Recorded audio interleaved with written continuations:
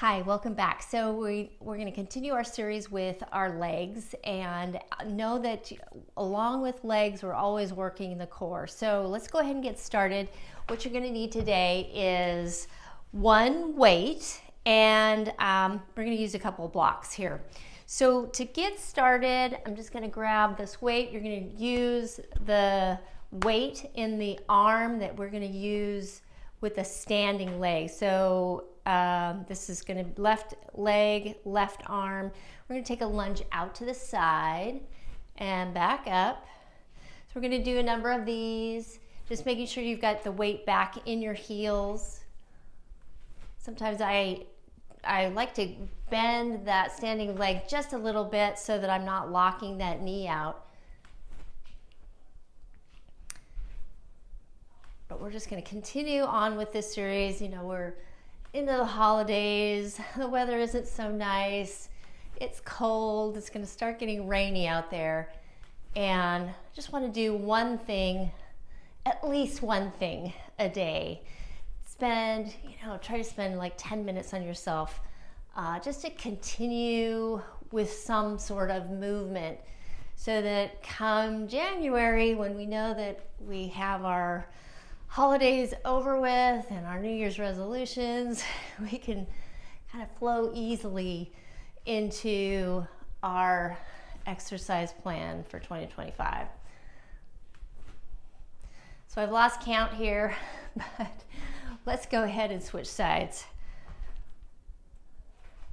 So as I lunge to the side and I'm taking my torso forward, I am keeping a flat back. You can cross the weight over here to the opposite foot.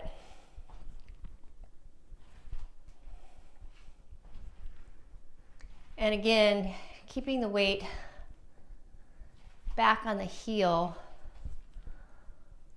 so that you're working your glutes.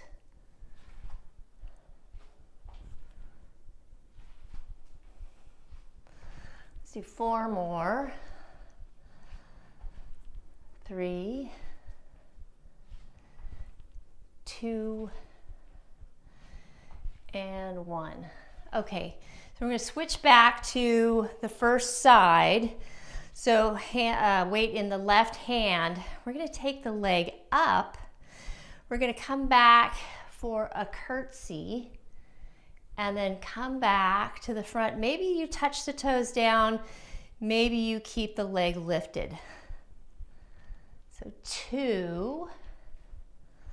So the standing leg, again, you want to make sure that that knee is always over the middle of the foot. So if it's not, and you've got a lot of wobbling going on, or you've got your knee collapsing inward, grab a chair, or take yourself to the kitchen countertop, put your right hand on the countertop, and just use that to steady yourself. It's better that you have some alignment, better alignment with that knee than not. Now, I might have some issue going here to this side, which is I call it my lazy leg. I had some neurological issues, or have had, over the last 30 years. So my balance isn't quite as good on this leg, and you may notice imbalances in yourself. It's all normal. Know that. And you just work with it, and you make sure that you just do what you can. You want to make sure that each side is even. You want to strengthen each side. One side might be a little bit more weak. You want to try to catch it up to the other side if possible. But see how I just touch my toes down before I bring that leg back up? That just assures me of a little bit more stability in this leg.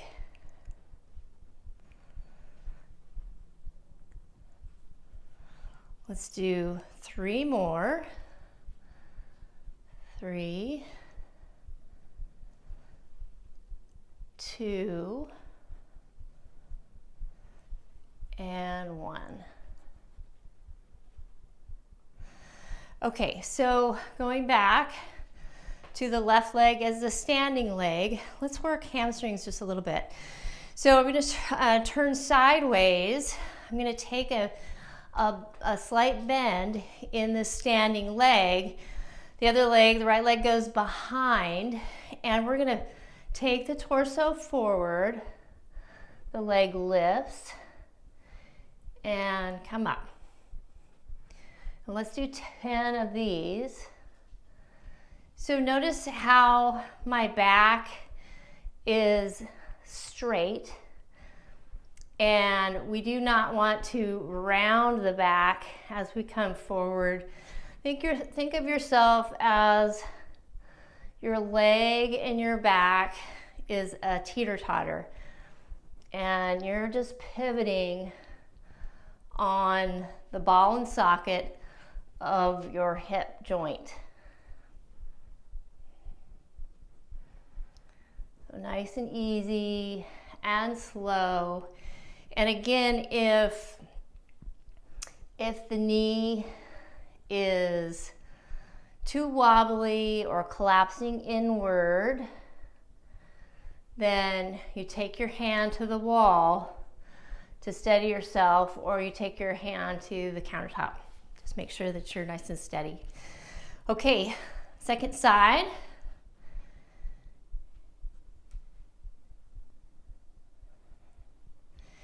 And in addition to working the glutes here, in the glutes and hamstrings actually, because we've got the weight in this opposite arm of the standing leg, essentially we're doing an abdominal exercise too. So you're getting your legs and your abs done today in this particular exercise.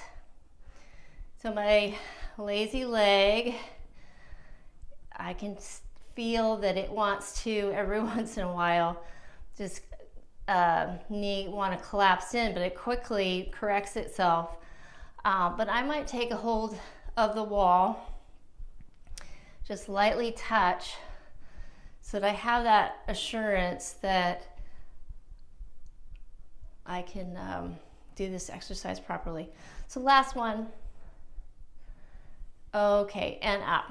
So let's put this aside and grab your 2 blocks. And I think I need to get this plant out of the way. It may be a problem. So you're going to grab your 2 blocks, and you're going to need a wall space.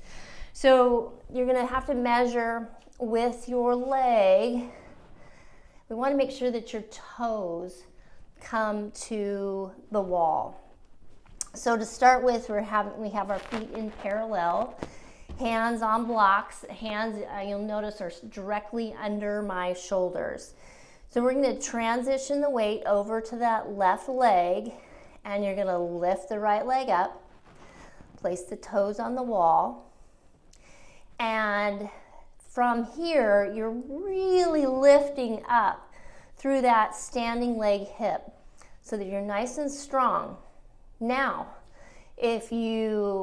also your back, notice that my back is nice and long, my neck is long, all the way out through the crown of my head. If this feels good and you want to stay here, great, you stay here. Otherwise, we are going to open up that standing, open up to the right and open this hip up. So it's going to take even more lifting up out of the standing leg. And if you feel like you need to keep the stability, maybe you place yourself up against a wall, or you can always just keep the fingertips on this other block. I'm going to bring my hand up to my hip, and completely open my chest out to the side. So lifting up out of that standing leg hip, you can really feel it now in that left leg hip. Okay, so now look down to the floor, take the hand to the block, turn the hips, and bring that leg down. Okay, bend the knees for just a moment and rest. Okay, second side. So bring the weight over into the right foot. Lift from the foot all the way up through that leg, up into the hip. So you're really lifting up out of the leg. Take the left leg up, place the toes on the wall. Notice my back is nice and long through the neck, out through the crown of the head. Now, if you want to stay here, you stay here. Otherwise, you can start opening that left hip up so that you turn and open the chest to the left. Now continue to lift up out of that right leg and open the chest.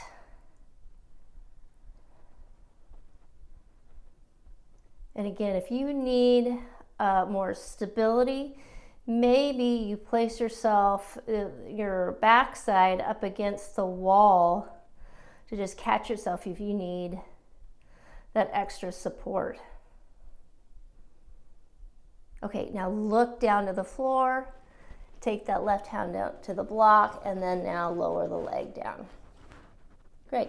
So then come all the way up, and let's finish up, since we've done some work with the hips, let's finish up with coming all the way down to the floor. You set the blocks aside. You can take the legs to cross the legs. Let's start with a right leg in front of the left.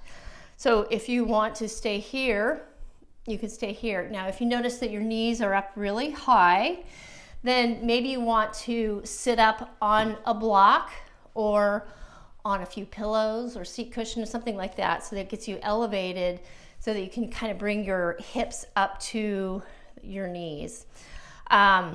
If this is not a stretch for you, then you can take this left knee to the midline and then the right knee over the top, and you'll find a stretch here.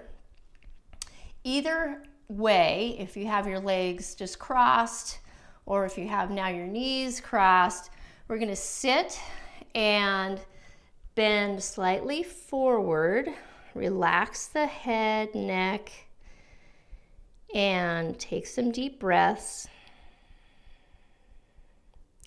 Bring your attention to the front of your hip creases and relax. So we hold a lot of tension right here in the front of our hips. So just as you exhale, can you imagine just relaxing those hip creases all the way back to the joint?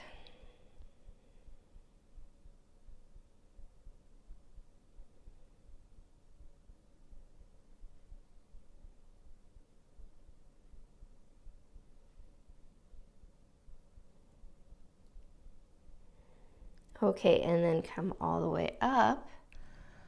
Let's switch legs. So if you're sitting cross-legged, it'd be like this. If you're crossing the knees, you bring the right knee down and then the left leg over top.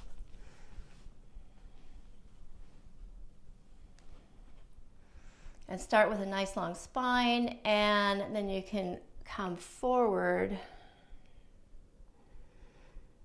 Gently relax the neck, relax the head down. And as you take deep breaths and exhale, relax through the hip creases. Just melt back.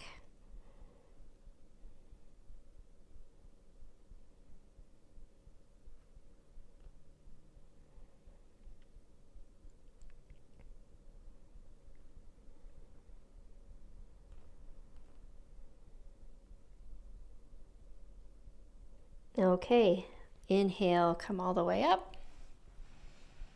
Okay, thanks so much. I'll see you tomorrow.